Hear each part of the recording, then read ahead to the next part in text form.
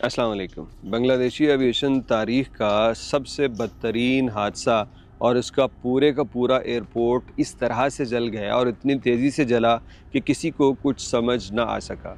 क्या ये महज इत्तफ़ाक है या बांग्लादेश को पाकिस्तान के साथ अपने ताल्लुकात बेहतर करने की कोई सज़ा मिली है? क्या ये इंडिया की तरफ से कोई तख़रीब कारी है या फिर शेख हसीना वाजिद का कोई वफ़ादार था जिसने अपने दुख और अपनी शिकस्त का बदला इस तरह से लेने की कोशिश की?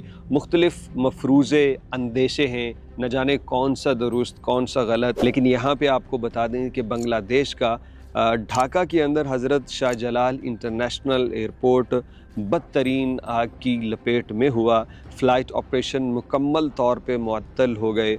कार्गो सर्विस के अंदर बहुत ज़्यादा नुकसान हुआ और आम लोग इतने मुतासर हुए हैं कि लोग बेचारे जो पूरी स्पीड के साथ तरक्की कर रहे थे वो कह रहे हैं कि हम धड़ाम से नीचे गिर गए हैं, क्योंकि उनकी मुख्तलिफ़ कोरियर शिप्स थी जो उन्होंने भेजनी थी दूसरे मुल्कों में या बांग्लादेश में वसूल करनी थी, वो तमाम चीज़ें इस आग के अंदर जल गए।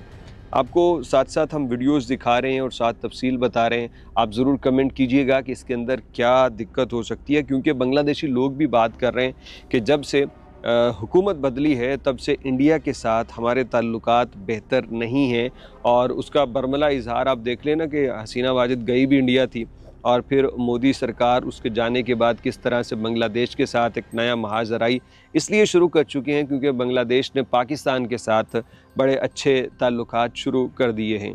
तो आखिर ये कैसे हज़म हो सकता है कि बांग्लादेश और पाकिस्तान के दरमियान जो नफ़रत थी वो ख़त्म हो रही थी, तो वो सारी की सारी उनकी जो तवज्जो और नफ़रत थी वो पाकिस्तान के साथ बांग्लादेश पे भी आ गई। तो इसलिए बहुत सारे लोग कहते हैं कि यहाँ पे इंडिया ने खुफिया तौर पे कोई अटैक किया होगा, इस बात का भी उनको अंदेशा है, क्योंकि इसी एयरपोर्ट के ऊपर बहुत सारी चीज़ें जब आती हैं तो एक ऐसा केमिकल भी यहाँ पड़ा हुआ था जिसके अंदर आग बड़ी तेज़ी से लग सकती है।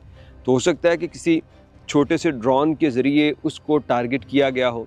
एक ये स्टोरी बयान की जा रही है। दूसरी ये है कि अभी बहुत सारे छुपे चेहरे भी हैं ना, जो हसीना वाजिद से अभी भी हमदर्दी रखते हैं या उसके सपोर्टर्स हैं कह लीजिए, तो वो किसी न किसी तरीके से मतलब आग का कोई अभी माखज़ दुरुस्त तरीके से दरियाफ़्त नहीं हुआ। तो एक अंदेशा ये भी है कि एयरपोर्ट के अंदर से ही किसी बंदे ने ये आग जानबूझ के लगा दी हो ताकि ये पूरा नुकसान हो जाए।